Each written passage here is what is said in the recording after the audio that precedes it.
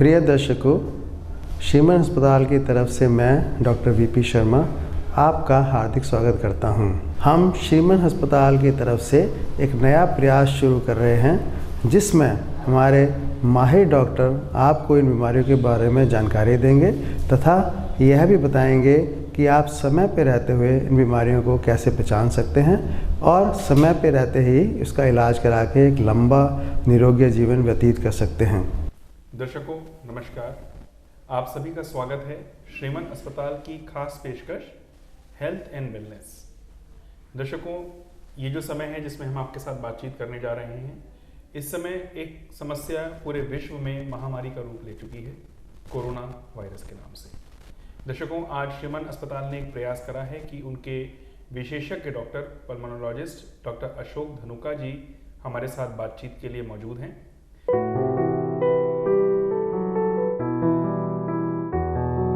जो हमें बताएंगे कि कोरोना वायरस है क्या, उससे बचाव किस तरीके से हो सकता है और क्या क्या भ्रांतियां फैल रही हैं कोरोना वायरस के नाम पे जिनसे हमें डरना नहीं है।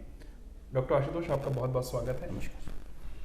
सबसे पहला प्रश्न डॉक्टर साहब हम करना चाहेंगे दर्शकों की तरफ से कि कोरोना वायरस वास्तविकता में है क्या?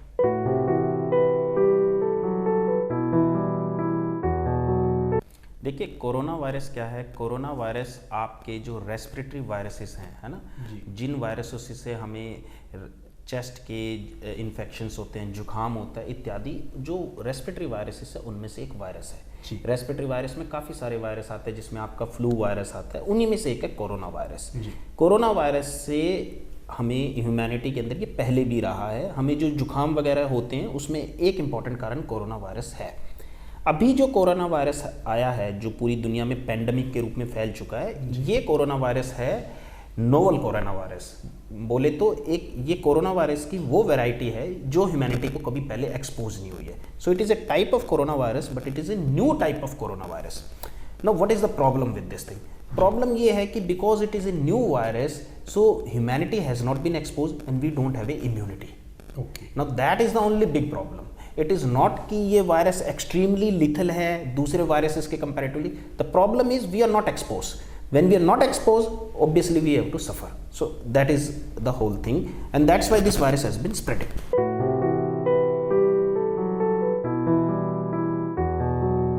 सबसे बड़ा कारण क्या रहा है इसका? शुरुआत कहाँ से? शुरुआत देखिए, जो साइंटिस्ट लोग हैं, डॉक्टर लोग बता रहे हैं, वो ये है कि ये प्रोबेबली एक जंप स्पीशीज है। बोले तो जानवरों से, वाइल्ड लाइफ से ह्यूमैनिटी के अंदर आई है।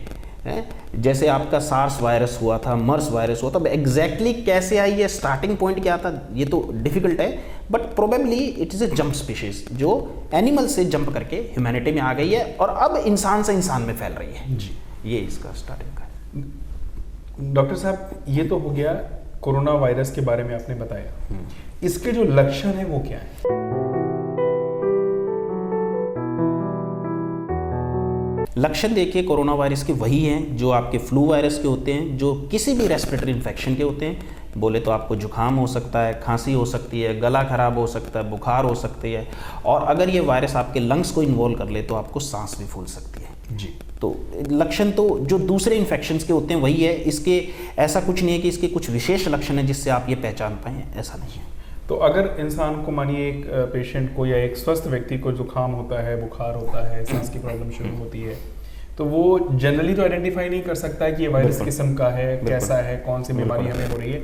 उस केस में उसको सबसे पहले क्या करना चाहिए? हाँ, अब ये कि किसी को जुकाम हो रहा है तो वो क्या करे, ये डिपेंड करता है आप दुनिया के किस हिस्से में रह रहे हैं। लेट्स सपोज आप चाइना में हैं, आप इटली में हैं, जहाँ ये बीमारी काफ़ी फैल चुकी है, ओके, तो वहाँ पे आपको कोई भी अगर जुकाम हो रहा है तो it is unless proven otherwise it is corona virus. Okay. तो उन देशों में तो गवर्नमेंट ने भी बहुत सोशल रिस्ट्रिक्शंस किए हैं, आपको मैंडेटरी टेस्टिंग करनी है, काफ़ी कुछ करना है। हम बात करते हैं भारतवर्ष की, जहाँ हमारे पास लगभग 75 के आसपास केसेस 70-75 हो चुके हैं। तो अब कोरोना वायरस से भी जुकाम होता है, पर आपके दूसरे जुकाम के वायरसेस आज भी इंडिया में बहुत ज़्यादा कॉमन है उनके कंपैरेटिवली। तो हर जुकाम के पेशेंट को तो टेस्ट नहीं किया जा सकता, ये प्रैक्टिकली आज के समय पॉसिबल नहीं है। ठीक है, तो अभी जो हमारी गवर्नमेंट की गाइडलाइंस है वो ये है कि बाहर से आने वाले पेशेंट्स, जिन देशों में कोरोना वायरस फैल चुका है, वहाँ से जो अगर कोई आ रहा है व्यक्ति और उसको जुकाम होता है, तो सस्पेक्ट करें कोरोना वायरस, या किसी और व्यक्ति को कोरोना वायरस हुआ है और उसका कोई कॉन्टैक्ट है जी, उसको अगर हो रहा है तो आप सस्पेक्ट करें। किसी डॉक्टर ने कोरोना वायरस को ट्रीट किया, उस डॉक्टर को जुकाम हो रहा है तो आप सस्पेक्ट करें। आपको एक लिंक चाहिए। आप रैंडमली हर जुकाम के पेशेंट को इंडिया में कोरोना वायरस की तरह ना सस्पेक्ट कर सकते, ना ट्रीट कर सकते हैं, और ना ही हम उतना इन्वेस्टिगेट कर पाएंगे, क्योंकि अभी शायद हमारे इतने लेवल पे तैयारी नहीं हो पाई है कि हम हर व्यक्ति का बिल्कुल इस तरीके से इन्वेस्टिगेशन कर पाए।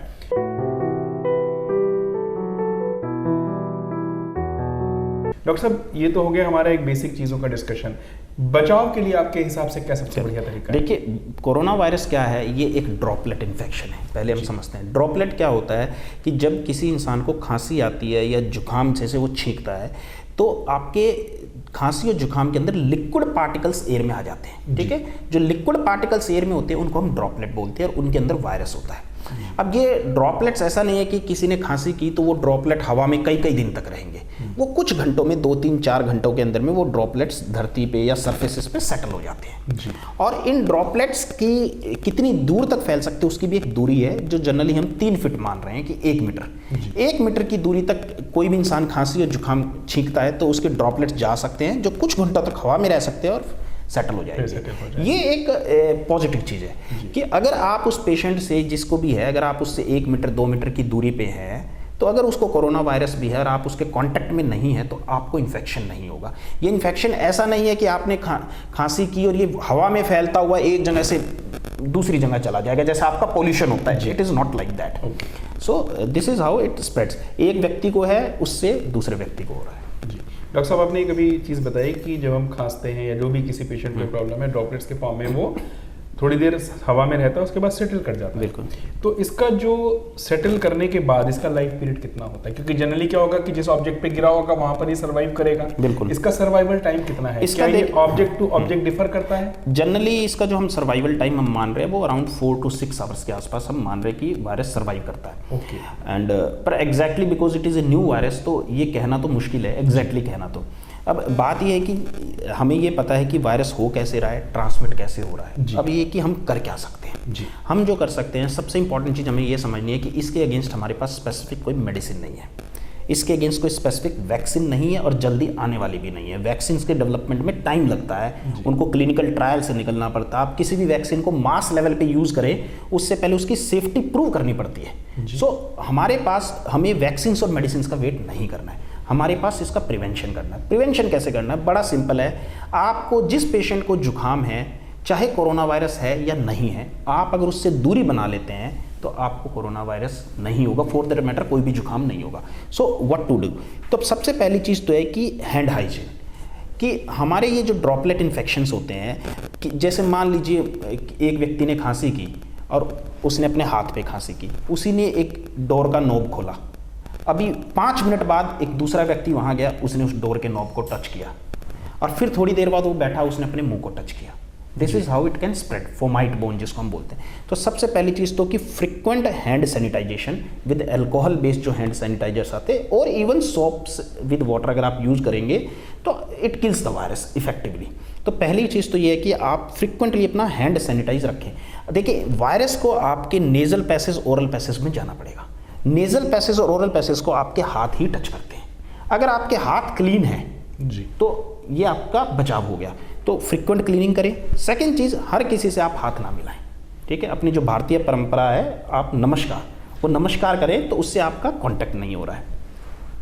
दूसरी चीज़ कि फालतू आप बैठे होते, कई बार हमारी आदत होती है बैठे बैठे मुंह पे टच कर लिया। फालतू जहाँ तक हो सके अपने नोज़ को, आइज़ को और माउथ को टच ना करें।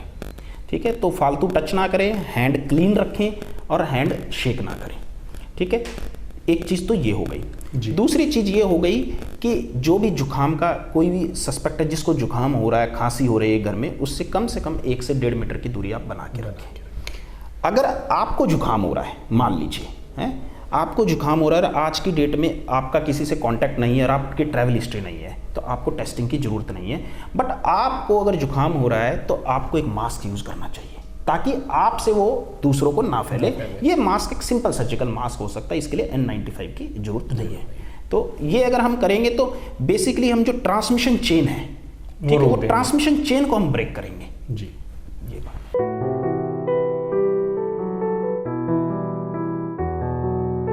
डॉक्टर साहब, एक भ्रांति और फैली हुई है, जैसे मार्केट में देखा जा रहा है हर बंदा सैनिटाइजर ढूंढ रहा है, उसका तो चलो आपने हल बता दिया, चाहे हैंड सैनिटाइज करिए या अच्छी तरीके से साबुन से धो लीजिए। दूसरा एक बहुत ज़्यादा एक तरीके से आफत फैली हुई है कि मास्क मास्क मास्क, और शायद मास्क की कीमतें कहाँ से कहाँ पहुँच गई हैं, मार्केट में अवेलेबल नहीं है, वो भी लोगों के अंदर एक भय की स्थिति पैदा कर रहा है।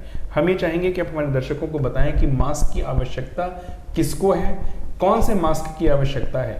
ठीक, देखिए मास्क में हमारे पास बेसिकली दो तरीके के मास्क हैं। एक जो सर्जिकल मास्क होते हैं जो रूटीनली आप पहनते हैं, एक N95 मास्क होते हैं जी।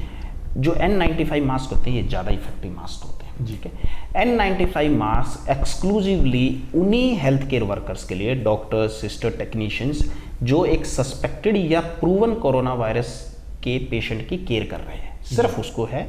तो let us be very clear, general public को N95 मास्क की जरूरत नहीं है। First thing. सेकेंड थिंग है कि जो ये दूसरे मास्क है ये किसको पहनने हैं, सर्जिकल मास्क। अगेन जो मास्क हैं सर्जिकल मास्क या तो जो हेल्थ केयर वर्कर्स हैं जो केयर कर रहे हैं या likely to come in this contact with patient, या जनरल पब्लिक में वही लोग पहने जो या तो एक कोरोना वायरस के पेशेंट के रिश्तेदार हैं जो उनकी केयर कर रहे हैं, या वो पेशेंट्स जिनको खुद जुकाम हो रहा है, खांसी हो रहा है, ताकि वो दुनिया के अंदर में इन्फेक्शन ना फैलाए। This is the only thing. अच्छा, आपको कोई दिक्कत नहीं है, आप बाजार में घूम रहे हैं, आप मास्क पहन के घूम रहे हैं, this is unnecessary panic creation. See देखिए, कोई भी कमोडिटी तो होती है संसार में, कोई भी गुड्स होते हैं तो there is always a limited supply. Normally mask आम जनता के लिए नहीं बना है। Now suddenly everybody is panic buying. होगा क्या, इससे सप्लाई कम हो जाएगी। जहां मास्क की जरूरत है वहां मास्क नहीं पहुंचेगा तो हेल्थ केयर स्टाफ पैनिक हो जाएगा कि हम पेशेंट्स का ट्रीटमेंट कैसे करेंगे, एंड इससे पूरा सिस्टम गड़बड़ा जाएगा। सो जनरल पब्लिक को, एंड दे आर नॉट, अगर आप रूटीन में मास्क पहन के घूमते हैं, it does not prevent you. So इसका कोई वो नहीं है। क्रक्स जो है कि देखिए, ये पूरे कोरोना वायरस पेंडेमिक के डीलिंग के अंदर में दो तरीके के लोगों के एटीट्यूड आ रहे हैं। कुछ लोग वो हैं जो बिल्कुल पैनिक हो रखे हैं, दूसरी तरफ लोग वो हैं जो कह रहे हैं नहीं कुछ भी नहीं है, ये सब बकवास है, ठीक हो जाएगा। आप सुने होंगे दो एक्सट्रीम्स। हाँ, दो एक्सट्रीम्स है। हमें क्या जरूरत है, हमें अपने माइंड की सैनिटी रखने की जरूरत है, दिमाग शांत रखने की जरूरत है। दोनों ही स्पेक्ट्रम ठीक नहीं है, ठीक है। हमें मन शांत रख के चीजों को फैक्ट्स के बेसिस पे एनालाइज करना पड़ेगा और उसके बेसिस पे हमें उसके प्रिकॉशंस लेने पड़ेंगे। अगर कोरोना वायरस बहुत बड़ी प्रॉब्लम है तब भी हमें अपना मन शांत रखना पड़ेगा, कोरोना वायरस बहुत छोटी प्रॉब्लम है तब भी मन शांत रखना पड़ेगा। पैनिक करना किसी भी चीज का सॉल्यूशन नहीं होता है, ठीक है। So take precautions, take care, but do not panic. Doctor साहब, एक बातचीत के सिलसिले में एक प्रश्न रह गया हमारे आपके साथ, क्या इसमें खान पान को लेकर के कोई प्रिकॉशंस बरतने? नहीं, ऐसा कुछ भी नहीं है। इसका कोई ये भी भ्रम फैला हुआ है कि नॉनवेज नहीं खाना। नहीं, ऐसा कुछ नहीं है। ये नॉनवेज खाने से नहीं आ रहा है, ये ह्यूमन टू ह्यूमन रेस्पिरेटरी हो चुका है। अब ये एनिमल से ह्यूमन नहीं है, अब ह्यूमन टू ह्यूमन हो चुका है। कई बार लोग ये कह रहे हैं कि अगर मैं थोड़ी थोड़ी देर में गर्म पानी पीता रहूं, गला गर्म रहेगा तो शायद मुझे वायरस नहीं होगा। ऐसा कुछ भी नहीं है। जो ये एरोसोल, ये आपके ड्रॉपलेट से, रेस्पिरेटरी रूट से प्रिवेंट कर रहा है। आप बेसिक इसकी साइकिल समझे, आपको साइकिल को, ट्रांसमिशन को वहां रोकना है। इसका डाइट से, गर्म पानी से, इन सब चीजों से कोई संबंध। दूसरा एक भ्रम है कि जब गर्मी बढ़ेगी तो ये वायरस अपने आप खत्म। ये देखिए, ऐसा है कि इस कोरोना वायरस का अभी तक हमारा एक्सपोजर सिर्फ सर्दी का ही है, गर्मी का है नहीं। जो गर्मी से बढ़ेगी या कम होगा ये हम फ्लू वायरस से एक्स्ट्रापोलेट कर रहे हैं इसको, ठीक है। अभी तक अगर आप वर्ल्ड हेल्थ ऑर्गेनाइजेशन की, अगर उनकी वेबसाइट पे जाएंगे और अगर आप वहां देखेंगे तो WHO का ये कहना है कि अभी तक ऐसा कोई एविडेंस नहीं है कि ये गर्मी से खत्म हो जाएगा, क्योंकि गर्म और ह्यूमिड एरियाज में भी ये हो रहा है, ठीक है। तो राइट नाउ हमारे पास कोई प्रूवन एविडेंस नहीं है कि गर्मी आने से खत्म हो जाएगा। ये हो सकता है खत्म हो जाए, ये हो सकता है खत्म ना हो, but we don't have data to substantiate right now, है ना। गर्मी आए तो भी, गर्मी नहीं आए तो भी हमें अपने क्रक्स जो है वो है कि प्रिकॉशन रखना है। फ्यूचर को फोरकास्ट नहीं करना है, प्रेजेंट के अंदर प्रिकॉशंस रखने हैं। दर्शकों, हमारे ख्याल से जो हमने बातचीत करी है, हमने सारे ही पॉइंट डिस्कस कर लिए। खान पीन का कैसे ध्यान रखना है, वायरस को हम ट्रांसमिट होने से बचा कैसे सकते हैं, अभी मेडिसिन नहीं आई हैं, prevention is always better than cure, एक बहुत पुराना फ्रेज़ है, हम उस पर अमल करें।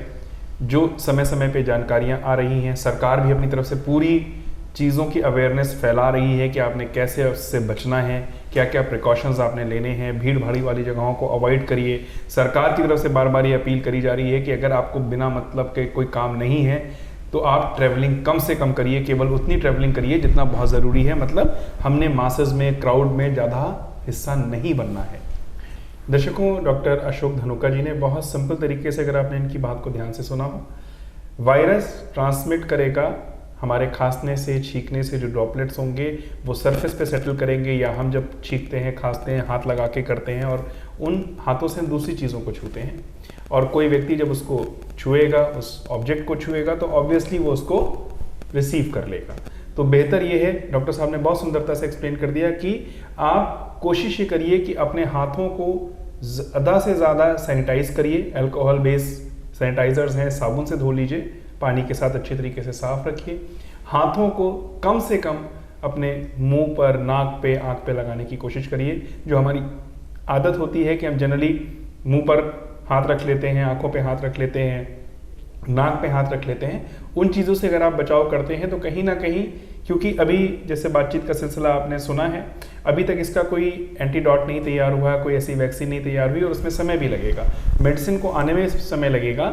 और सबसे अच्छा तरीका ये है कि हम इसको होने ही ना दें। ये कोई ऐसी बीमारी नहीं है जिससे बचा ना जा सके। अगर थोड़ी सावधानियां रखी जाएं तो जैसा डॉक्टर आशुतोष धनुका जी ने बताया है, हम इस बीमारी से बच सकते हैं।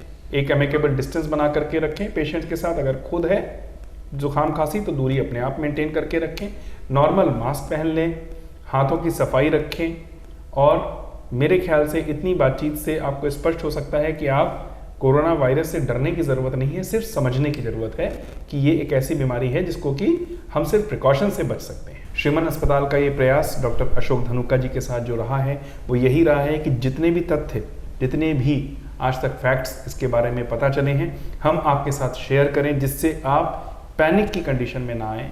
किसी भी चीज़ का समाधान तभी हो सकता है जब हम संतुलन में हैं। बैलेंस में रहते हुए हम हर समस्या को हल कर सकते हैं, लेकिन अगर हम पैनिक में चले जाएं तो कभी कभी छोटी समस्या भी बहुत बड़ी विकराल रूप ले लेती है। हम उम्मीद करते हैं डॉक्टर अशोक धनुका जी, जो कि चेस्ट स्पेशलिस्ट हैं, पल्मोनोलॉजिस्ट हैं श्रीमन अस्पताल जालंधर में, उनकी ये सलाह, उनकी ये एडवाइस जो उन्होंने आप लोगों के साथ दी है, आपको दी है, ज़रूर आपको कहीं ना कहीं हेल्प करेगी और हम संतुलन में रहकर इस बीमारी को लड़के जीतें।